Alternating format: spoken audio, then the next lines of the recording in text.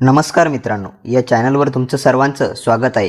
कथेला जास्तीत जास्त लाईक करा, शेअर करा आणि चॅनलला सबस्क्राईब करा. चला तर मग आता कथेला सुरुवात करू. सौरभ मार्केटमध्ये फळ आणायला आला होता, पण तिथे आपल्या घटस्फोटित बायकोला पल्लवीला भाजी विकताना पाहून तो थबकला.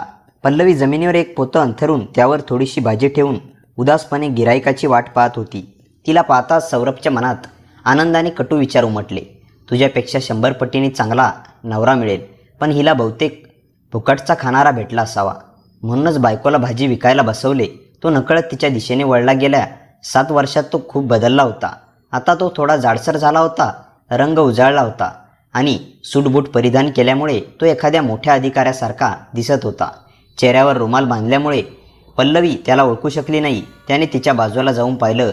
माती आणि उन्हामुळे शिरपाटलेले काही बटाटे, टवटवीत दिसणारे थोडेसे टोमॅटो, एका लाकडी कॅरेटमध्ये सुकलेल्या भात्याखाली दबलेले आंबे, 4-5 डाग पडलेले फ्लॉवर, थोड्याशा हिरव्या मिरच्या, एवढं तिचं छोटंसं दुकान होतं. सौरभ त्याच्याकडे एकटकच पाहत राहिला. ती खूपच बारीक झाली होती. चेहऱ्यावर कोणतीही चमक नव्हती. रंग सावळा झाला होता. क्षणभर त्याला शंका आली, ही नक्की पल्लवी आहे का? पण तिच्या कपाळावर असलेला मोठा तीळ पाहून त्याचं मन अस्वस्थ झालं. ही पल्लवीच आहे. तेवढ्यात पल्लवीने आशेने त्याच्याकडे पाहिलं आणि पटकन म्हणाली, साहेब काय हवंय? शेजारी भाजी विकणारी एक बाई म्हणाली, साहेब हिच्याकडे शिळी भाजी आहे. ताजी भाजी घ्यायची असेल तर इकडे या. पल्लवी घाईघाईने म्हणाली, नाही साहेब, फक्त उन्हामुळे भाज्या थोड्या शिरपाटल्या आहेत. पण मी सकाळीच ताज्या भाज्या आणल्या होत्या. पल्लवीच्या चेहऱ्यावर उमटलेल्या असता आणि हतबलता सौरभच्या काळजाला धडकी भरू लागली. अखेर 6 वर्ष त्याने तिच्यासोबत घालवलेले होते. घटस्फोट झालेला असला तरी त्या 6 वर्षात काही अविस्मरणीय क्षण होतात. तो काही न बोलता हात पुढे करून आंबे पाहू लागला. आंबे चांगल्या जातीचे लगेच होते, पण त्यावर सुरकुत्या पडल्या होत्या. जुनाट झाल्यामुळे डागासारखे दिसत होते. तो म्हणाला, हे आंबे तर खराब झाले आहेत. पल्लवी चटकन म्हणाली, नाही साहेब, खराब नाहीत, फक्त थोडे डाग पडले आहेत. संध्याकाळची वेळ आहे, कमी दरात देईल. सौरभ तिथून निघायचं नाटक करत म्हणाला, मला माहीत आहे, हे आतून काळे पडले असतील. साल काढून बघ, आतून खराब असतीलच. पल्लवी विनवणीच्या स्वरात म्हणाली, साहेब तुम्ही एक आंबा चाखून बघा. जरा खराब निघाला तर घेऊ नका. 2 दिवसापासून माझ्या मुलीची तब्येत खराब आहे, म्हणून भाजी विकायला वेळ मिळाला नाही. मुलगी? सौरभ सुन्न झाला. त्याला आपल्या छोट्याशा मुलीचा चेहरा डोळ्यासमोर तरळू लागला. घटस्फोटाच्या वेळी तिला शेवटचं पाहिलं होतं तेव्हा ती अवघी 3 वर्षाची होती. आता 10 वर्षाची झाली असेल. माझी अन्वी. पल्लवी एक आंबा हातात घेत सौरभकडे पुढे करू लागली. पण तो मुलीच्या आठवणी धरून गेला होता. तिची तब्येत बिघडल्या जागताच त्याचं मन तुटून विखरलं. हे घ्या साहेब, खाऊन बघा. पल्लवीचा आवाज ऐकून तो भानावर आला आणि पटकन म्हणाला, सगळे आंबे पिशवीत भरा. ती आश्चर्याने त्याच्याकडे पाहत म्हणाली, सगळे आंबे पॅक करा. ती आनंदाने आंबे पिशवी भरू लागली. 8 डझन आहेत. 100 रुपये दराने विकते, पण तुम्ही मोठ्या प्रमाणात घेतात म्हणून 80 रुपये डझनाने लावते. हे ऐकून 640 रुपयाचे होतात साहेब. वरचे 10 रुपये देऊ नका, फक्त 600 रुपये द्या. सौरभ म्हणाला, तुझी मुलगी आजारी आहे, त्यामुळे 100 रुपये डझन भावानीच आंबे दे. आणि मग त्याने 500 रुपयाच्या 2 नोटा दिल्या आणि निघू लागला. पल्लवीने पाठीमागून आवाज दिला, साहेब 50 रुपये डझन, एकूण 400 रुपये होतात. तुमचे 100 तरी परत घेऊन जा. साहेब. तो थांबला, पण काही न बोलता तसाच उभा राहिला. पल्लवी जवळ आली आणि त्याच्या हातात 200 रुपये ठेवत म्हणाली, साहेब भीक नको आहे. भीक मागायला लागू नये म्हणूनच भाज्या विकते. सौरभ म्हणाला, तुझा नवरा काहीच करत नाही का? पल्लवी शांतपणे म्हणाली, 8 वर्षापूर्वीच घटस्फोट घेतला आहे साहेब. सौरभ निघाला. चालता चालता स्वतःशीच फुटफुटला, तुझ्यासारखा स्वाभिमानी बाईवर तिच्या नवऱ्याने नक्कीच काहीतरी अन्याय केला असेल, म्हणूनच नातं तुटलं असेल. पाठीमागून पल्लवीचा आवाज आला, नाही साहेब, नवरा चांगला होता, फक्त दिवस वाईट होते. सौरभ आता तिथे थांबू शकला नाही. तो भराभर आपल्या गाडीकडे गेला. पाठीमागे वळून पाहिलं तर पल्लवी भाज्यावरून निघत होती. कदाचित आईजीची कमाई झाली होती म्हणून लवकर निघत होती. सौरभच्या मनात विचार आला, ती कुठे राहते? त्याला आपल्या मुलीला भेटायचे होते. अनाहूतपणे त्याच्या मनात तिच्याबद्दल आकर्षण निर्माण होऊ लागलं. एक वेगळाच प्रश्न त्याच्या मनात घडू लागला. पल्लवीने घटस्फोट घेतल्यानंतर दुसरं लग्न का केलं नसेल? तो तिच्या मागे निघाला, पण तिच्या नजरेस न पडावे यासाठी लांबून चालत राहिला. सौरभच्या मनात आणखी एक प्रश्न डोकावत होता. पल्लवी पुण्यात कशी आली? तिचं घर तर गावी होतं तिचे 2 भाऊ तिथे राहतात. त्यांनी तिला एकटीला कसं सोडलं? घटस्फोट घेताना खूप मोठा गाजावाजा करणारे भाऊ आता कुठे गेले? पल्लवीच्या त्या एका वाक्याने त्याला थोडासा दिलासा मिळाला. नवरा चांगला होता साहेब, फक्त दिवस खराब होते. म्हणजे ती आजही त्याला वाईट समजत नव्हती. सौरभ चालत असताना अचानक मन भरून आलं. डोळ्यात अश्रू तरळले. त्याला आठवलं त्या रात्री पल्लवी त्याला म्हणाली होती, तुम्ही माझ्या स्वाभिमानाची रक्षा करा, मग मी तुमच्यासोबत सगळं सहन करीन. आणि तो तिच्या स्वाभिमानाची रक्षा करू शकला नाही. सौरभच्या डोळ्यासमोर त्याची वहिनी सविता पल्लवीचा अपमान करत होती आणि तो मात्र गप्प उभा राहून सगळं ऐकत होता. पल्लवी अत्यंत स्वाभिमानी होती. तिला चूक नसतानाही मान झुकवायची सवय नव्हती. म्हणूनच ती माहेरी निघून गेली. पण त्यानंतर वहिनीच्या सांगण्यावरून सौरभने तिला थेट घटस्फोटाची नोटीस पाठवली. त्याच्या दुसऱ्या चुकीने नातं कायमचं संपवलं. सौरभला त्याच्या दादा राजेश आणि वहिनी सविताचं महत्त्व बायकोपेक्षा अधिक वाटत होतं. ताईला वहिनीवर जास्त विश्वास होता आणि त्याने बायकोच्या भावनाचाही विचार केला नाही. पल्लवीसोबतची त्याची पहिली गेली 5 वर्षे अतिशय सुंदर गेली. पण 5व्या वर्षापासून संसारात कलह सुरू झाला. वहिनीने एखाद्या गोष्टीवरून तिच्या मुलीला मारलं की पल्लवीला ते सहन होत नव्हतं. याच कारणावरून घरातील वातावरण वाढत गेलं. घरात सतत भांडणं होत असल्यामुळे पल्लवी सौरभवर वेगळं राहायचा दबाव टाकू लागली. पण तो तयार नव्हता. सौरभच्या दादा वहिनींना वडिलोपार्जित दुकानाची वाटणी करायची नव्हती. त्यांना सगळं स्वतःसाठी हडपायचं होतं. सौरभ भावासोबत खांद्याला खांदा लावून दुकान चालवत होता. पैसे लागले की त्याला वहिनीच्या परवानगीशिवाय मिळत नव्हते. हीच मोठी गोष्ट पल्लवीला खटकत होती. पल्लवीने एका मेडिकल स्टोअरमधून औषध घेतली आणि एका अरुंद गल्लीत शिरली. सौरभ ठराविक अंतरावरून तिच्या मागोमाग चालत होता. अखेर दोघं शहराच्या बाहेर झोपडपट्टीत पोचले. काही अंतर चालल्यानंतर पल्लवी एका जीर्ण घरात शिरली. घरात 2 मुडकळीस आलेल्या खोल्या होत्या. बाहेरच्या खोलीत 2 खाट टाकल्या होत्या. एका खाटीवर त्याची मुलगी अन्वी झोपली होती, तर दुसऱ्या खाटीवर एक वृद्ध महिला पडली होती. दरवाजाच्या फटीतून सौरभने त्या वृद्ध महिलेला चेहरा पाहिला आणि त्याच्या छातीत धडधडू लागलं. ती महिला पल्लवीची आई होती, म्हणजेच त्याच्या सासूबाई सुलोचना. त्याचवेळी त्याची मुलगी अन्वीही जागी झाली. ती पूर्वीपेक्षा मोठी दिसत होती, पण खूपच अशक्त वाटत होती. तिला पाहताच सौरभच्या डोळ्यातून अश्रू तरळले. त्याला आत जाऊन मुलीला कवटाळा असं वाटत होतं, पण त्याच्यासाठी तिथे जागा नव्हती. मनात अजूनही दास्ती होती. तो घरात जाऊ शकला नाही. अखेर तो स्वस्तपणे तिथून निघाला. त्याच्या मनात वहिनी सविताविषयी प्रचंड राग खदखदत होता.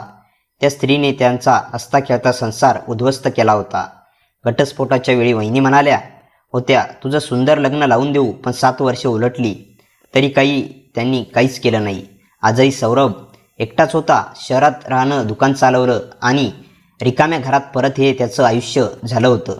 दादा राजेशने त्याला एक दुकान आणि बेडरूम 2 घर घेऊन दिलं होतं, पण त्यामागे हेतू वेगळाच होता. धंदा वाढवण्यासाठी त्याला कायम एकटं ठेवायचं होतं, म्हणजे त्याने कधीच वाटणी करू नये. सौरभ मात्र दुकान एक हाती चालत होता. प्रत्येक आठवड्यात दादा दुकानात येत असे आणि संपूर्ण कमाई घेऊन जात असे. पण नशिबाचा खेळ असा रंगला की घटस्फोट घेतलेले सौरभ आणि पल्लवी एका शहरात पुन्हा समोरासमोर आले आणि अजूनही दोघांनी दुसरं लग्न केलं नव्हतं. त्यामुळे काहीही घडू शकलं असतं. आता सौरभ रोज संध्याकाळी पल्लवीच्या त्या छोट्याशा दुकानात जाऊ लागला. तोंडावर रुमाल बांधून तो दुकानात जात होता आणि भरपूर भाज्या व फळे खरेदी करत होता, म्हणजे पल्लवी त्याच्या मुलीचं चांगल्या प्रकारे संगोपन करू शकेल. तो दिवसभर खूप विचार करत होता, पण चेहऱ्यावरचा रुमाल बाजूला सावरून पल्लवीसमोर जायचं धाडस होत नव्हतं. तो जी भाजी विकत घेत होता त्यातील जेवढी गरजेची होती तेवढी ठेवत होता आणि उरलेली रस्त्यावर फिरणाऱ्या जनावरांना खायला घालत होता. काही दिवसानंतर जेव्हा सौरभचा भाऊ राजेश दुकानावर हिशोब घ्यायला आला, तेव्हा त्यांनी त्याला विचारलं, आठवड्याभराची कमाई कुठे गेली? सौरभ शांतपणे म्हणाला, खर्च झाली भाऊ. चिडून म्हणाला, एवढे पैसे कुठे उडवलेस? सौरभ धाडस करून उत्तरला, माझी गरज होती म्हणून खर्च केले दादा. नाराज होत म्हणाला, आजपर्यंत तू कधीच फालतू खर्च केलाच नाहीस. आता अचानक तुला कसला नवा छंद सुचला? सौरभ थोडा कठोर आवाजात म्हणाला, माझ्यात काहीच बदल झालेला नाही, फक्त माझ्याही काही गरजा आहेत आणि त्यासाठी मीच कमावलेला पैसा मी खर्च केला. भाऊ चिडून म्हणाला, पैशाचा योग्य उपयोग कर, इकडे तिकडे उधळा जाऊ नकोस, पैसा झाडावर लागत नाही. सौरभ शांतपणे म्हणाला, एवढ्या संतापाने का बोलतो आहेस? दादा, मी पैसा मीच कमवतो, मग खर्च करायचा अधिकारही मला आहे. माझ्याही काही गरजा आहेत. त्याचा दादा रागाने ओरडला. तुला लाज वाटत नाही का? मला उलट बोलतोस? सौरभने शांतपणे उत्तर दिलं. मी उलट बोलत नाही, मी सत्य सांगतोय. मी कमावतो, मग मला तो पैसा खर्च करण्याचाही अधिकार आहे. सौरभ थोडा थांबून पुढे म्हणाला, हे घर आणि हे दुकान तू माझ्या नावावर घेतलं आहेस ना, मग आता ते माझ्या ताब्यात दे. तुझ्यासाठी जुनं घर आणि मोठं दुकान आहे. त्याची किंमत या दुकानापेक्षा कितीतरी जास्त आहे. तुम्ही ती संपत्ती ठेवा, पण हे छोटंसं घर आणि दुकान मला दे. आता मला एकट्याने जगायचं आहे. दादा राजेश आश्चर्याने म्हणाला, तू हे काय बोलतो आहेस? मी तुला एकटं कसं सोडू शकतो? अजून तुला स्थिरावायचं आहे. तुझा पुन्हा लग्न करायचं आहे, संसार थाटायचा आहे. सौरभ थोडा कटू असला आणि म्हणाला, छोट्या आशा दाखवणं बंद कर दादा. तू आणि वहिनीने मिळून मला माझ्या बायकोपासून वेगळं केलं, माझा संसार उद्ध्वस्त केला. 7 वर्ष झाली घटस्फोटाला. एकदाही तुम्ही माझ्या लग्नाचा विचार केलात का? तुम्हाला माझं लग्न करायचं नव्हतं. तुम्हाला फक्त मी नोकऱ्यासारख्या घरात राहावंसा असं वाटत असेल. जर बाबा माझं लग्न करून गेले नसते तर तुम्ही ते होऊ दिलं नसतं, कारण तुम्हाला एक फुकट नोकर आणि माझी संपत्ती दोन्ही मिळाली होती. मग तुम्ही माझं लग्न का कराल? तो थोडा थांबून म्हणाला, पण आता मी स्वतः माझं लग्न करणार. तुम्ही मला माझ्या परिस्थितीवर सोडून द्या, आणि जर पुन्हा काही चुकीचं करायचा विचार केलात तर मी गावी येऊन संपत्तीची वाटेप करेन. मोठ्या भावाला आता समजलं होतं. त्याची चालबाजी उघड झाली होती. आता त्यांचा आणि त्याच्या बायकोचं या घरात स्वतःचं स्वराज्य चालणार हो नाही. खोट्या नात्यांचा मुखवटा अखेर उतरला होता. आपल्या छोट्या भावाचा हिस्सा घेऊन आपल्याला मूलबाळांसाठी जास्त प्रॉपर्टी करायची होती, पण त्याचं ते स्वप्न पूर्ण होऊ शकलं नाही. निराशाने तो गुपचूप तिथून निघून गेला. आता सौरव आपल्या दादा वहिनीच्या तावडीतून मुक्त झाला होता. तो मनात विचार करत होता. आज त्याला पल्लवीची आणि आपल्या मुलीची आठवण येत होती. मग म्हणूनच दुपारी तो पल्लवीच्या दुकानावर गेला. त्याने पाहिलं की पल्लवी आज छान कपडे घालत होती, पण तिच्या डोळ्यात स्पष्ट चिंता आणि नाराजी दिसत होती. तो तिच्या जवळ जाताच म्हणाला, अन्वी कशी आहे? पल्लवी त्याला निरखून पाहू लागली आणि कटाक्ष टाकत म्हणाली, का ती तुमची मुलगी नाही का? सौरभ चकित झाला. तोंडावर रुमाल असूनही पल्लवीने त्याला कसं ओळखलं? पल्लवी त्याच्या डोळ्यात रोखून पाहत म्हणाली, रोज तिची विचारपूस करायला येता, मग भेटत का नाही अन्वीला? तुमच्या दादा वहिनीने भेटायचं नाही म्हणून सांगितलं की तुम्हीच तिला भेटायचं टाळत आहात. सांडून वाहत होत्या. तो पल्लवीकडे बघत म्हणाला, खूप मन होतं अन्वीला भेटायचं. पल्लवी शांतपणे म्हणाली, भेटाना मी कधी नाही म्हटलंय. नातं माझ्याशी तुटलंय, मुलीशी नाही. सौरभने हळूच विचारलं, तुम्हाला कसं ओळखलं? पल्लवी मंद स्मित करत म्हणाली, मी तुमची बायको होते. तुम्हाला पाठमोरं पाहून मी ओळखू शकले असते. पहिल्या दिवशी नीट पाहू शकले नाही, पण दुसऱ्या दिवशी जेव्हा तुम्ही अन्वीबद्दल चौकशी करत होता, तेव्हा तुमच्या डोळ्यातील वेदना आणि अशी वेदना फक्त एका बापाच्या डोळ्यात असते. तोंड झाकलंस, पण मुलीला भेटायची तळमळ नको शकला नाहीस. पल्लवीने एक पत्ता लिहून दिला. तुम्ही तिथे जाऊ शकता संध्याकाळी. मी पण तिथे येते. सौरभ तिच्याकडे आशाने पाहत म्हणाला, नाही, तू बरोबर चल. तिच्याशी नीट बोलायचं. ती जेव्हा माझ्यापासून दूर गेली तेव्हा खूप लहान होती. आता ती मला ओळखणार नाही. पल्लवीच्या डोळ्यात पाणी तरळलं, पण ती स्वतःला सावरत म्हणाली, लग्नाचा अल्बम अजूनही माझ्याजवळ आहे. ती रोज पाहते तुम्हाला. तुम्ही समोर येताच ओळखेल तुम्हाला. सौरभने हात जोडून विनंती केली, माझ्याबरोबर चल ना, मला तुझ्यासोबतच तिला भेटायचं आहे. पल्लवी थोडीशी खवळली. का गरिबीच्या पोटावर लाथ मारताय? ही धंद्याची वेळ आहे. मी गेले तर माझ्या भाज्या तशाच पडून राहतील, काहीच विकल्या जाणार नाहीत. सौरभ ठाम स्वरात म्हणाला, सगळ्या भाज्या पैसे देतो मी, पण तू फक्त माझ्यासोबत चल. पुढे तुला कधीच त्रास द्यायला येणार नाही. पल्लवीला धक्का बसला. ती थोडी वेळ शांत राहिली आणि मग खोचक हसत म्हणाली, का तुमची दुसरी बायको येऊ देत नाही का? तिकडे सौरभ म्हणाला, मी दुसरं लग्न केलेलं नाही. हे ऐकताच पल्लवीच्या मनाला एक हलकीशी शांतता वाटली, पण चेहऱ्यावरची कठोरता तिने तसूभरही हलू दिली नाही. ती आपल्या दुकानाची जबाबदारी शेजारच्या बाईकडे सोपवून सौरभ सोबत निघाली. रस्त्यात पल्लवीने विचारलं, तुम्ही या शहरात काय करत आहात? सौरभने संपूर्ण हकीकत सांगितली आणि पुढे म्हणाला, आता मी इथेच राहणार आहे. दादा आणि वहिनींशी मी सगळे संबंध तोडले आहेत. हे ऐकून पल्लवी विचारात पडली. कदाचित दादा वहिनीशी आधीच नातं तोडलं असतं तर आज आपण एकत्र दोघं असतो. आपला घटस्फोट झाला नसता. आपलं नातं त्यांच्याच कारणामुळे तुटलं होतं. जेव्हा सौरभने विचारलं, तू इथे काय आलीस, ती उदास स्वरात म्हणाली, दादा आणि वहिनींसाठी मी ओझं झाले होते. सुरुवातीला सगळं व्यवस्थित होतं, पण नंतर लोकांचे खरे चेहरे दिसू लागले. दादाने आधी साथ दिली, पण शेवटी तोही वहिनीच्या शब्दाप्रमाणे वागू लागला. तुम्हाला माहीत असं आहे, कुत्र्यासारखं समोर फेकलेलं खायला मला कधीच मान्य नाही. ती पुढे म्हणाली, मी सध्या माझ्या मामाच्या घरी राहते. ते आता या शहरात नाही, हैदराबादला राहतात. घराची चावी आईजवळ होती, म्हणून आम्ही इथे आलो. घर जरा जुनं आहे, पण भाडं द्यावं लागत नाही, त्यामुळे इथेच राहतो. सौरभ काहीसा चाचपडत म्हणाला, मी एक विचारू? ती शांतपणे म्हणाली, काय? तो घाबरत म्हणाला, तुला माझी आठवण येते का? पल्लवीने काहीच उत्तर दिलं नाही. ती फक्त तोंड दुसरीकडे वळून उभी राहिली. सौरभला दिसलं नाही, पण तिच्या डोळ्यात पाणी आलं होतं. ती नजर फिरवत म्हणाली, आता कुणाची आठवण येत नाही. सकाळपासून संध्याकाळपर्यंत फक्त हाच विचार असतो, 2 घास कमावण्यासाठी काय करायचं, आणि त्यातच दिवस निघून जातो. तिचं उत्तर ऐकून सौरभ निशब्द झाला. दोघं रस्त्यात गप्पच राहिले. पल्लवी पुढे वाट दाखवत होती आणि तो शांतपणे तिच्या मागे चालत होता. त्याने तिला अजूनही समजू दिलं नाही की तो या भागात आधी आला होता.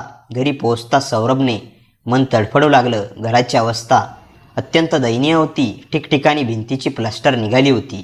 भिंती कोसळण्याच्या मार्गावर होत्या. खोलीत जाताच पल्लवी हसत म्हणाली, अन्वी बाळा, बघ तुला कोण भेटायला आलंय. अन्वी आता पूर्ण बरी झाली होती. ती बाहेर येऊन पाहू लागली. पल्लवीची आई सुलोचना ही बाहेर आली. अन्वी आपल्या मोठ्या डोळ्यांनी टक लावून सौरभकडे पाहत होती, पण जवळ गेली नाही. ती आईला बिलगली. पल्लवी हळूच म्हणाली, अन्वी बाळा, घाबरू नकोस, हे तुझे बाबा आहेत. अन्वी निरागसपणे म्हणाली, बाबा? पण बाबा वाईट आहेत. त्यांनी आईला खूप रडवलं. सौरभला ज्या गोष्टीची भीती होती तीच झाली. म्हणूनच तो एकट्याने जायला धजवत नव्हता. म्हणूनच पल्लवीला बरोबर आणलं होतं. सौरभने सासूबाईंना वाकून नमस्कार करण्याचा प्रयत्न केला.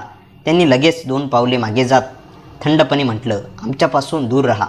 आता तुमच्याशी कोणतंही नातं उरलं नाही, त्यामुळे पाया पडण्याची गरज नाही. सौरभ हताशपणे खाली बसला. त्याने दोन्ही हात पुढे करून मुलीला जवळ घेण्याचा इशारा केला. त्याच्या डोळ्यात एकच अर्ज झळकत होता, अन्वी, एकदा येऊन माझ्या छातीशी लागवणे इकडे पाहिलं. पल्लवीने हलकासा इशारा केला आणि मग अन्वी धावत येऊन बाबाच्या गळ्यात पडली. सौरभसाठी ते स्वर्गापेक्षाही मोठं सुख होतं. तो मोठ्याने रडू लागला. रडतच म्हणाला, मला माफ कर बाळा. आयुष्यातले निर्णय स्वतः घ्यायला मी खूप उशीर केला. नाहीतर आज तू आणि तुझी आई माझ्याबरोबर असता. मग तो अन्वीला घेऊन गाडीजवळ आला आणि गाडीची डिक्की उघडत म्हणाला, बघ मी तुझ्यासाठी काय घेऊन आलोय. एका मोठ्या पिशवीत भरपूर सामान होतं. चॉकलेट, बिस्किटं, खेळणे आणि कपडे भरलेल्या पिशव्या. तो एक वस्तू काढून अन्वीला देऊ लागला. पल्लवी सगळं निरखून पाहत होती. तिच्या मनात एकच विचार घोंगावत होता, कदाचित त्या पिशवीत माझ्यासाठी काहीतरी असेल. पण पिशवी रिकामी झाली. पल्लवीसाठी काहीच नव्हतं. तिला समजलं तो फक्त आपल्या मुलीसाठी आला होता आणि हिला एवढ्या सगळ्या वस्तू मिळाल्यामुळे ती आनंदी होती. पल्लवी मात्र शांतपणे म्हणाली, चल जाऊया, मला दुकानावर जायचं आहे. सौरभने अन्वीच्या डोक्यावरून हात फिरवत हळूच म्हटलं, अन्वी बाळा, मी पुन्हा येईन. पल्लवी त्याच्या बाजूला गप्पच बसली. दोघेही निशब्द होते. पल्लवीच्या मनात मात्र एकच विचार फिरत होता, एवढं सगळं मुलीसाठी आणलं, त्यातलंच काहीतरी माझ्यासाठी दिलं असतं तर घटस्फोट झाला म्हणून नातंच पूर्ण संपत नाही ना. गाडी चालवत सौरभ म्हणाला, एक विचारू का? ती थोड्या उदास स्वरात म्हणाली, काय जर मी तुझ्यासाठी काही आणलं असतं तर तू घेतलं असतं का? पल्लवीने त्याच्याकडे तिरक्या नजरेने पाहिलं आणि शांतपणे उत्तर दिलं, जर आणलं असतं तर पाहिलं असतं, पण आता राहू द्या. सौरभ थोडा गडबडला. मग हळूच म्हणाला, आणलं आहे, पण तू वचन दे की तू नाही म्हणणार नाहीस. पल्लवीचं हृदय जोरात धडधडू लागलं. तिच्या मनात विचार आला, असं काय आहे जे देताना तो इतका घाबरत आहे. ती स्वतःला सावरत म्हणाली, द्या, काय आणलंय, एवढ्या प्रेमाने आणलं आहे तर नाही का म्हणू, पण परत कधी आणलं तर मी घेणार नाही. सौरभने खिशातून काहीतरी काढलं आणि मूठ बंद करून तिच्या पुढे हात केला. पल्लवी थोडीशी घाबरतच हात पुढे केला. जेव्हा त्याने तिच्या हातावर ती वस्तू ठेवली तेव्हा पल्लवी थक्क झाली. ते मंगळसूत्र होतं. सौरभचं काळीज जोराने धडधडू लागलं. भीतीने त्याने गाडी रस्त्याच्या कडेला उभी केली. पल्लवी आश्चर्यचकित होत म्हणाली, हे काय आहे? सौरभच्या डोळ्यात प्रामाणिक भाव होते, पण तो म्हणाला, नाही म्हणू नकोस, नाहीतर माझं मन तुटेल. खूप आशेने आणलं आहे. मी माझ्या सगळ्या चुकांसाठी तुझी माफी मागतो. मी खूप मोठा मूर्ख होतो. म्हणूनच मी तुझ्यापासून, माझ्या मुलीपासून दूर गेलो. जेव्हा तुला माझी गरज होती तेव्हा मी तुझ्यासोबत नव्हतो. पण आज तुला वचन देतो, मी तुझा हात कधीच सोडणार नाही. आता आपण पुन्हा नव्याने संसार सुरू करूया, जिथे अन्वीचं भविष्य आणि सासूबाईचं म्हातारपण सुखरूपात जाईल. हे शब्द ऐकताच पल्लवी पुतळ्यासारखी उभी राहिली. ती काही बोलू शकली नव्हती. तिच्या हातातील मंगळसूत्राकडे एकटक पाहत राहिली. सौरभ भाऊक होता. म्हणाला, पल्लवी, मी तोच सौरभ आहे. माझ्या हाताला उशी करून झोपल्याशिवाय तुला झोप लागत नव्हती, आठवते ना? प्लीज नाही म्हणू नकोस. मी तुला अशा अवस्थेत पाहू शकत नाही. जेव्हापासून मी तुला असं तळपताना पाहतोय तेव्हापासून मी रोज रडतोय, असं म्हणत तो मोठ्याने हमसून रडू लागला. पल्लवीने मंगळसूत्र आपल्या मुठीत घट्ट पकडलं आणि दमछाक भरलेल्या आवाजात म्हणाली, मग घटस्फोटाच्या कागदाचं काय करायचं? सौरभ डोळ्यात अश्रू आणत म्हणाला, फाडून टाकूया पल्लवी. मंगळसूत्र त्याच्याकडे पुन्हा पुढे करून लागली. सौरभने ते भरल्या डोळ्यांनी तिच्याकडे पाहिलं. हात जोडले. पल्लवी हळुवारपणे म्हणाली, तुमच्या हाताने घाला. सौरभ आनंदाने उड्या मारू लागला. तो वेड्यासारखा मंगळसूत्र उसळून पुन्हा पल्लवीच्या गळ्यात घालू लागला. त्याच्या डोळ्यातून आनंदाश्रू वाहू लागले. नंतर सौरभने अलगद पल्लवीचा हात आपल्या हातात घेतला. त्याच्या बोटांचा स्पर्श होताच तिच्या अंगावर रोमांच उठले. तो तिच्या डोळ्यात खोलवर पाहू लागला. जणू त्या नजरेत 6 वर्षाचं सगळं विरह, सगळं प्रेम दडलेलं होतं. पल्लवीची नजर खाली झुकली आणि सौरभच्या बोटांनी अलगद पल्लवीच्या गळ्यात मंगळसूत्र घातलं. त्या क्षणी दोघांच्या डोळ्यातून आनंदाश्रू वाहू लागले. 6 वर्षाचा विरह, वेदना, पश्चाताप आणि प्रेम एका क्षणात विरघळून गेल्यासारखं वाटलं. पल्लवीने डोळे मिटले आणि त्या मंगळसूत्राला हात लावून कपाळाशी नेलं. तिचे ओठ थरथरत होते. सौरभने तिचा हात घट्ट धरला आणि हळूच म्हणाला, आता कोणालाही आपापल्या वेगळं करू देणार नाही. पल्लवीने पहिल्यांदाच त्याच्या डोळ्यात डोळे घालून पाहिलं आणि हलक्या आवाजात म्हणाली, यावेळी माझा विश्वास तुटू देऊ नका. सौरभने तिच्या हातावर ओठ टेकवत उत्तर दिलं, माझा श्वास जाईल पण तुझा विश्वास तुटू देणार नाही. काही क्षण दोघेही शांत बसून राहिले. त्यानंतर सौरभने गाडी सुरू केली आणि दोघे घरी परतले. घरात शिरताच अन्वी आनंदाने धावत आली. तिच्या नजरा आईच्या गळ्यातल्या मंगळसूत्रावर खिळल्या. ती आश्चर्याने म्हणाली, आई, हे तर बाबांनी लग्नात घातलं होतं ना? पल्लवीच्या चेहऱ्यावर लाजरी स्मित रेषा उमटली. तिने मुलीला मिठीत घेतलं. सौरभने हसत उत्तर दिलं, हो बाळा, आणि आज पुन्हा बाबांनी आईला तेच मंगळसूत्र घातलं आहे. अन्वी काही क्षण त्याच्याकडे पाहत राहिली आणि मग दोघांच्या गळ्यात पडली. मग आता बाबा कायम आपल्यासोबत राहणार? तिच्या त्या निरागस प्रश्नाने सगळ्यांचे डोळे पुन्हा भरून आले. सौरभने मुलीच्या डोक्यावर हात ठेवत म्हटलं, हो बाळा, आता बाबा कुठेही जाणार नाहीत. हे ऐकताच अन्वी आनंदाने उड्या मारू लागली. पण त्या आनंदाच्या क्षणातच पल्लवीची आई सुलोचना गंभीर आवाजात म्हणाल्या, सौरभ, फक्त मंगळसूत्र घातलं म्हणून सगळं संपत नाही. समाजाने तुम्हाला घटस्फोट दिला आहे. पुन्हा एकत्र राहायचं असेल तर सगळ्यांसमोर नव्याने लग्न करावं लागेल. सौरभने क्षणाचाही विचार न करता उत्तर दिलं, आई, मला तेच करायचं आहे. यावेळी मी माझ्या बायकोला सगळ्यांसमोर सन्मानाने घरी घेऊन जाईन. पल्लवी त्याच्याकडे आश्चर्याने पाहू लागली. दुसऱ्या दिवशी सौरभने वकिलाकडे जाऊन आवश्यक कागदपत्रांची चौकशी केली. त्यानंतर त्याने मंदिरात साध्या पद्धतीने पुन्हा विवाह करण्याचा निर्णय घेतला. ही बातमी काही दिवसातच राजेशच्या आणि सवितापर्यंत पोहोचली. दोघांच्या पायाखालची जमीन सरकली. त्याने लगेच सौरभला फोन केला. राजेश संतापून म्हणाला, तू पुन्हा त्या बाईशी लग्न करणार आहेस? सौरभ शांत पण ठाम आवाजात म्हणाला, त्या बाईचं नाव पल्लवी आहे आणि ती माझी पत्नी आहे. माझा संसार उद्ध्वस्त करण्याची संधी मी तुम्हाला पुन्हा देणार नाही. सविता मध्येच ओरडली, आम्ही तुझ्यासाठी इतकं केलं. सौरभ कठोर स्वरात म्हणाला, तुम्ही माझ्यासाठी नाही, स्वतःच्या स्वार्थासाठी केलं. आता माझ्या आयुष्यात हस्तक्षेप करण्याचा अधिकार तुम्हाला नाही. त्याने फोन कट केला. त्या दिवशी प्रथमच पल्लवीच्या चेहऱ्यावर समाधान दिसत होतं. तिच्या मनात अनेक वर्षानंतर सुरक्षिततेची भावना निर्माण झाली होती. रात्री सगळे जेवण करत असताना सौरभने अचानक एक किल्ली टेबलावर ठेवली. पल्लवीने विचारलं, ही किल्ली कशाची? सौरभ हसत म्हणाला, आपल्या नवीन घराची. छोटंसं आहे पण त्या घरात फक्त प्रेम असेल, कोणाचाही हस्तक्षेप नसेल. पल्लवीच्या डोळ्यात पुन्हा अश्रू आले. ती काही बोलू शकली नाही, फक्त शांतपणे त्याच्या खांद्यावर डोकं ठेवून बसली. त्या रात्री अनेक वर्षांनी दोघांनाही मनशांतीची झोप लागली. मात्र त्यांना माहीत नव्हतं की त्यांच्या आयुष्यात अजून एक मोठं वादळ येणार बाकी होतं. दुसऱ्या दिवशी सकाळी घराबाहेर एक काळी आलिशान कार घेऊन थांबली. त्यातून सूट घातलेला एक अनोळखी माणूस खाली उतरला. त्याने घरासमोर उभं राहून मोठ्या आवाजात विचारलं, इथे पल्लवी सुलोचना देशमुख राहतात का? सगळे एकमेकांकडे पाहू लागले. त्या अनोळखी व्यक्तीच्या हातात काही जुनी कागदपत्र होती आणि त्याच्या चेहऱ्यावरचं गंभीर भाव पाहून सौरभच्या मनात पुन्हा एका नव्या संकटाची चाहूल लागली. सकाळची कोवळी किरण घरात पडत होती. पल्लवी स्वयंपाकघरात चहा करत होती. सौरभ तिच्याकडे शांतपणे पाहत उभा होता. 6 वर्षांनी इतके जवळ असूनही दोघांमध्ये गोड संकोच होता. सौरभ हळूच तिच्या मागे गेला. पल्लवीने मागे वळून पाहिलं तर तो अगदी जवळ उभा होता. ती लाजून म्हणाली, काय पाहतायस? सौरभ मंद असला. 6 वर्षापूर्वीची माझी पल्लवी शोधतोय. पल्लवीच्या गालावर लाली पसरली. ती काही बोलण्याआधीच सौरभने तिच्या कपाळावर अलगद चुंबन घेतलं. तिच्या हातातून चमचा खाली पडला. अनेक वर्षांनी तिला पुन्हा त्याच्या प्रेमाचा तोच जुना स्पर्श जाणवला. ती नकळत त्याच्या छातीवर डोकं ठेवून उभी राहिली.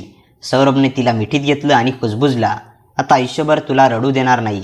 पल्लवीचे डोळे भरून आले. ती म्हणाली, मला आता फक्त तुमची साथ हवी आहे, बाकी काही नको.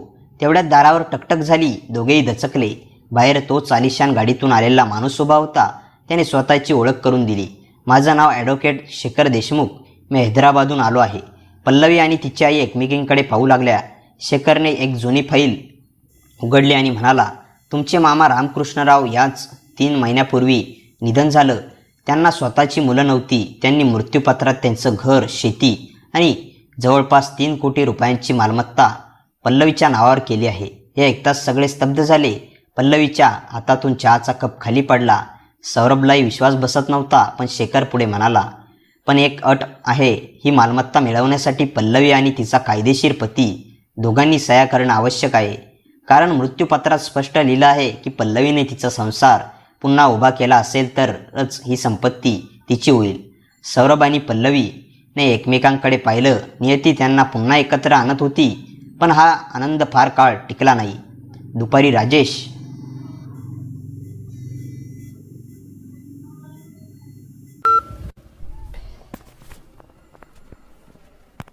तुमचे मामा रामकृष्णराव यांचं 3 महिन्यापूर्वी निधन झालं. त्यांनी स्वतःची मुलं नव्हती. त्यांनी मृत्यूपत्रात त्यांचं घर, शेती आणि जवळपास 3 कोटी रुपयाची मालमत्ता पल्लवीच्या नावावर केली आहे. हे ऐकताच सगळे स्तब्ध झाले. पल्लवीच्या हातातून चहाचा कप खाली पडला. सौरभलाही विश्वास बसत नव्हता. पण शेखर पुढे म्हणाला, पण एक अट आहे. ही मालमत्ता मिळवण्यासाठी पल्लवी आणि तिचा कायदेशीर पती दोघांनी सह्या करणं आवश्यक आहे. कारण मृत्यूपत्रात स्पष्ट लिहिलं आहे की पल्लवीने तिचा संसार पुन्हा उभा केला असेल तरच ही संपत्ती तिची होईल. सौरभ आणि पल्लवी एकमेकांकडे पाहिलं. नियती त्यांना पुन्हा एकत्र आणत होती. पण हा आनंद फार काळ टिकला नाही. दुपारी राजेश आणि सविता थेट त्या झोपडीत येऊन पोहोचले. सविताच्या चेहऱ्यावर अचानक गोडवा आला होता. ती पल्लवीसमोर हात जोडून म्हणाली, पल्लवी, आमच्याकडून चूक झाली, आम्हाला माफ कर.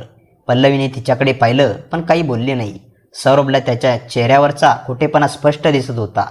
राजेश हसत म्हणाला, सौरभ, आपण पुन्हा एकत्र राहूया. शेवटी आपण भाऊ आहोत. सौरभ शांतपणे म्हणाला, जेव्हा माझा संसार मोडत होता तेव्हा आठवलं नव्हतं का हे नातं? राजेशकडे उत्तर नव्हतं. तेवढ्यात शेखरच्या हातातील फाईलकडे सविताची नजर गेली. तिने कागदावरची संपत्तीची रक्कम पाहिली आणि तिच्या डोळ्यात लोभ चमकला. घराबाहेर पडताच ती राजेशला म्हणाली, ती मालमत्ता आपल्या हातातून जाऊ देणार नाही. काहीही करावं लागलं तर सौरभ आणि पल्लवीचं हे लग्न होऊ द्यायचं नाही. दुसऱ्या दिवशी मंदिरात पुन्हा विवाहाची तयारी सुरू झाली. पल्लवी नववधूसारखी सजली होती. लाल साडी, कपाळावर कुंकू आणि डोळ्यात प्रेमाची चमक. सौरभ तिला पाहताच राहिला. तो हळूच म्हणाला, तू आजही पहिल्या लग्नाच्या दिवसापेक्षा सुंदर दिसतेस. पल्लवी लाजून खाली पाहू लागली. ती हळूच म्हणाली, आणि तुम्ही आज पहिल्यांदाच खरे नवरे वाटताय. कारण आज तुम्ही माझ्यासाठी सगळ्यांशी उभे राहिलात. सौरभने तिचा हात हातात घेतला. दोघे मंडपाकडे चालू लागले. पण अचानक मंदिराच्या प्रवेशद्वारात पोलिसांची जीप येऊन थांबली. एक पोलीस अधिकारी मोठ्याने म्हणाला, या लग्नाला थांबवा. पल्लवी देशमुख यांच्याविरुद्ध फसवणुकीची तक्रार दाखल झाली आहे. हे ऐकताच मंदिरात एकच खळबळ उडाली. सौरभने पल्लवीचा हात आणखी घट्ट पकडला. पल्लवीच्या डोळ्यात भीती होती. पण सौरभच्या नजरेत फक्त एकच निर्धार होता. यावेळी काहीही झालं तरी तो तिचा हात सोडणार नव्हता. पोलिसांचा आवाज ऐकताच मंदिरात एकच पल्लवीचा हात थरथरू लागला. पण सौरभने तिचा हात अजून घट्ट पकडला. तो ठाम आवाजात म्हणाला, जोपर्यंत सत्य समोर येत नाही तोपर्यंत माझ्या पत्नीला कोणीही हात लावू शकत नाही. पोलीस निरीक्षक पुढे आले आणि म्हणाले, आमच्याकडे पल्लवी देशमुख यांनी त्यांच्या मामांची मालमत्ता फसवणूक करून स्वतःच्या नावावर करण्याचा प्रयत्न केल्याची तक्रार आली आहे. पल्लवीच्या डोळ्यात अश्रू आले. ती शांतपणे म्हणाली, साहेब, मला त्या मालमत्तेबद्दल कालपर्यंत काहीच माहिती नव्हतं. तेवढ्यात ॲडव्होकेट शेखर पुढे आले त्यांनी मृत्यूपत्र आणि सर्व कागदपत्रे पोलिसांसमोर ठेवली. ही तक्रार खोटी आहे. मृत्यूपत्र कायदेशीर आहे. कोणीतरी मुद्दाम लग्न थांबवण्यासाठी हे केलं आहे. पोलीस निरीक्षकांनी कागदपत्रे पाहिली आणि विचारलं. तक्रारदाराचं नाव. शेखरने फाईल उघडली. नाव पाहताच तो काही क्षण शांत राहिला. मग त्याने कागद सौरभच्या हातात दिला. सौरभच्या चेहऱ्यावरचा रंग उडाला. तक्रारदाराचं नाव होतं सविता राजेश पाटील. सौरभच्या डोळ्यात संताप उसळला. ती मोठ्या आवाजात म्हणाला, म्हणजे पुन्हा एकदा माझा संसार उद्ध्वस्त करण्याचा प्रयत्न. त्यावेळी राजेश आणि सविता मंदिरात आले. सविता खोटे अश्रू ढाळत म्हणाली, मी जे केलं ते घराच्या भल्यासाठी केलं. सौरभ संतापून म्हणाला, घराच्या भल्यासाठी की संपत्तीसाठी? ॲडव्होकेट शेखरने आणखी एक कागद बाहेर काढला आणि म्हणाले, साहेब, माझ्याकडे CCTV फुटेज आहे. याच महिलेने माझ्या कार्यालयात येऊन मला 5 लाख रुपयाची लाच देण्याचा प्रयत्न केला होता. मृत्यूपत्र बदलून द्या अशी मागणी केली होती. हे ऐकताच पोलिसांनी सविताला ताब्यात घेतलं. राजेश हादरून गेला. तो सौरभसमोर हात जोडून म्हणाला, मला काहीच माहिती नव्हतं. सौरभच्या डोळ्यात वेदना होत्या. तो म्हणाला, भाऊ, पहिल्यांदा तुझ्यावर विश्वास ठेवून मी माझी बायको गमावली. दुसऱ्यांदा तुझ्यावर विश्वास ठेवला असता तर माझी मुलगीही गमावली असती. राजेश लाजेने खाली मान घालून उभा राहिला. पोलिसांनी सविताला घेऊन जाताच मंदिरात पुन्हा शांतता पसरली. पुजाऱ्यांनी हसत म्हटलं, आता कोणताही अडथळा नाही, विवाह सुरू करूया. सौरभ आणि पल्लवी पुन्हा मंडपात बसले. मंत्रोच्चार सुरू झाले. सौरभ थरथरत्या हातांनी पुन्हा एकदा पल्लवीच्या गळ्यात मंगळसूत्र घातलं. यावेळी संपूर्ण मंदिर टाळ्यांच्या गजराने दुमदुमलं. पल्लवीच्या डोळ्यात आनंदाश्रू होते. 7 फेरे पूर्ण झाल्यानंतर सौरभने तिचा हात हातात घेतला आणि सगळ्यांसमोर म्हणाला, आजपासून माझ्या पत्नीचा स्वाभिमानावर कोणीही आघात केला तर सर्वात आधीच त्याच्यासमोर मी उभा राहीन. पल्लवीने भाऊक होऊन त्याच्या खांद्यावर डोकं ठेवलं. अन्वी धावत आली आणि दोघांच्या मध्ये उभी राहून म्हणाली, आता आपण तिघं कायम एकत्र ना. सौरभ आणि पल्लवी एकाच वेळी उत्तर दिलं. आणि पण त्याच क्षणी ॲडव्होकेट शेखरचा फोन वाजला. फोन उचलताच त्यांच्या चेहऱ्यावरचं हसू नाहीसं झालं. ते गंभीर आवाजात म्हणाले, काय? हे कसं शक्य आहे? सौरभने विचारलं, काय झालं? शेखर हळूहळू म्हणाले, मामाच्या मृत्यूपत्रात अजून एक नवीन मसुदा सापडला आहे आणि त्यात संपूर्ण मालमत्ता पल्लवीच्या नावावर नाही तर एका अशा व्यक्तीच्या नावावर आहे ज्याचं नाव ऐकून तुम्हा सगळ्यांना धक्का बसेल. मंदिरात पुन्हा एकदा शांतता पसरली. सौरभ आणि पल्लवी एकमेकांकडे पाहू लागले. नियतीने त्यांच्या आयुष्यात आणखी एक मोठं रहस्य करण्याची तयारी केली होती. शेखरने थरथरत्या हाताने फाईल उघडली. सौरभ, पल्लवी, अन्वी आणि सुलोचना सर्वजण श्वास रोखून उभे होते. शेखर शांतपणे म्हणाला, या नवीन मृत्यूपत्रात मालमत्ता एका व्यक्तीच्या नावावर केली आहे आणि त्या व्यक्तीचं नाव आहे अन्वी सौरभ देशमुख. क्षणभर सगळे स्तब्ध झाले. पल्लवी आश्चर्याने म्हणाली, अन्वीच्या नावावर? शेखरने मान हलवली. हो, तुमच्या मामांना शेवटच्या काळात समजलं होतं की मोठ्यांच्या भांडणात सर्वात मोठी शिक्षा एका निष्पाप मुलीला मिळाली. म्हणून त्यांनी ठरवलं की संपत्ती थेट अन्वीच्या भविष्यासाठी ठेवायची. मात्र एक अट त्यांनी लिहून ठेवली आहे. सौरभने विचारलं, कसली अट? शेखर हसत म्हणाला, अन्वी 18 वर्षाची होईपर्यंत तिचे आईवडील एकत्र राहून तिचं संगोपन करतील. जर पुन्हा विभक्त झाले तर ही मालमत्ता एका अनाथ आश्रमाला दान केली जाईल. पल्लवीच्या डोळ्यात पाणी आलं. ती म्हणाली, मामा गेले पण त्यांनी आम्हाला पुन्हा एकत्र बांधून ठेवलं. सौरभने तिचा हात हातात घेतला आणि म्हणाला, आता आम्हाला कोणतीही मालमत्ता नको. आमच्यासाठी अन्वी आणि तूच माझी खरी संपत्ती आहेस. शेखरने सर्व कागदपत्रांवर आवश्यक सह्या घेतल्या आणि हसत म्हणाले, आज माझं काम संपलं. पण एक गोष्ट सांगतो, पैशापेक्षा नातं जपणारी लोक फार कमी असतात. तुम्ही ते जपा. ते निघून गेले. काही दिवसांनी सौरभने आपलं जुनं घर विकलं आणि एका छोट्या पण सुंदर घरात पल्लवी आणि अन्वी आणि सुलोचना यांना घेऊन राहायला गेला. पल्लवीने भाजी विकणं बंद केलं. सौरभने तिच्या नावाने एक छोटंसं फळ आणि भाजीचं दुकान सुरू करून दिलं. दुकानावर मोठ्या अक्षरात लिहिलं होतं, पल्लवी फ्रेश व्हेजिटेबल्स. उद्घाटनाच्या दिवशी सौरभ म्हणाला, हे दुकान माझ्या पत्नीच्या कष्टाला सलाम आहे. पल्लवीच्या डोळ्यात अभिमान दाटून आला. सुलोचना आनंदाने म्हणाल्या, आज माझ्या मुलीला तिचा खरा सन्मान मिळाला. काही महिन्यांनी राजेश सौरभला भेटायला आला. त्याच्या चेहऱ्यावर पश्चाताप स्पष्ट दिसत होता. तो सौरभच्या पायाशी बसला आणि म्हणाला, भाऊ, मला माफ कर. मी बायकोच्या आहारी जाऊन तुझं आयुष्य उद्ध्वस्त केलं. सौरभने त्याला उठवलं आणि म्हणाला, तुझी चूक मोठी होती, पण द्वेष मनात ठेवला तर मी तुझ्यासारखाच होईन. तुला माफ केलं, पण माझ्या कुटुंबाचा निर्णय आता फक्त मी आणि पल्लवी घेऊ. राजेशच्या डोळ्यातून अश्रू वाहू लागले. काळ पुढे सरकत गेला. अन्वी पुन्हा हसत खेळत मोठी होऊ लागली. घरात पुन्हा आनंद नांदू लागला. एका संध्याकाळी घराच्या गच्चीवर सौरभ आणि पल्लवी बसले होते. सूर्यास्ताची सोनेरी किरणं दोघांच्या चेहऱ्यावर पडली होती. सौरभने अलगद पल्लवीचा हात हातात घेतला आणि म्हणाला, एक प्रश्न विचारू? पल्लवी हसून म्हणाली, आता अजून काय? सौरभ तिच्या डोळ्यात पाहत म्हणाला, जर वेळ पुन्हा मागे फिरली तर माझ्याशी पुन्हा लग्न करशील? पल्लवी हळूच त्याच्या खांद्यावर डोकं ठेवत म्हणाली, वेळ मागे फिरण्याची गरज नाही. माझं लग्न आजही रोज तुमच्याशीच होतं, कारण आता रोज तुम्ही माझा सन्मान करता, माझ्यावर प्रेम करता आणि माझा हात सोडत नाहीत. सौरभच्या डोळ्यात आनंदाश्रू आले. त्याने पल्लवीचा हात घट्ट धरला आणि खाली अंगणात अन्वी खेळत होती. ती वर पाहून मोठ्याने ओरडली, आई, बाबा, लवकर या. दोघेही हसत खाली उतरले. त्या दिवशी सौरभला एक गोष्ट कायमची समजली. संसार प्रेमाने टिकतो, पण प्रेम टिकण्यासाठी विश्वास, सन्मान आणि योग्य वेळी आपल्या माणसाच्या पाठीशी उभं राहण्याचं धैर्य असावं लागतं. ज्याने आपल्या जोडीदाराचा स्वाभिमान जपला त्यांचं घर कधीच उद्ध्वस्त होत नाही. मित्रांनो, कथा कशी वाटली कमेंटमध्ये नक्की सांगा. कथेला जास्तीत जास्त लाईक करा आणि हाईप करा आणि आपल्या मित्रमैत्रिणींमध्ये शेअर करा. आणि हो, चॅनलवर नवीन असाल तर चॅनलला सबस्क्राईब करायला विसरू नका. भेटूया पुन्हा अशाच इंटरेस्टिंग आणि धमाकेदार कथेसह. तोपर्यंत हसत राहा, खुश रहा. धन्यवाद.